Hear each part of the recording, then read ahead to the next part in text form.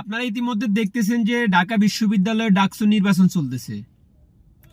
ডাকসু নির্বাচনে জয়লাভ করলে একজন ব্যক্তি 1 বছরের জন্য ভিপি থাকবে। আমি যদি ডাকসুর স্টুডেন্ট হতাম, আমি যদি বিশ্ববিদ্যালয়ের স্টুডেন্ট হতাম, আমি কিন্তু আমার ভোটটা শিবিরকে দিতাম। কেন দিতাম আপনারা একটু শুনে যাবেন। আপনারা স্বৈরাচারের 17 বছর দেশ শাসন দেখেছেন। 17 বছর আওয়ামী লীগ বলছে যে শিবির রক কাটা, শিবির খারাপ। আমি ভোটটা দিতাম শিবিরকে যাচাই করার জন্য, আসলে কি শিবির খারাপ।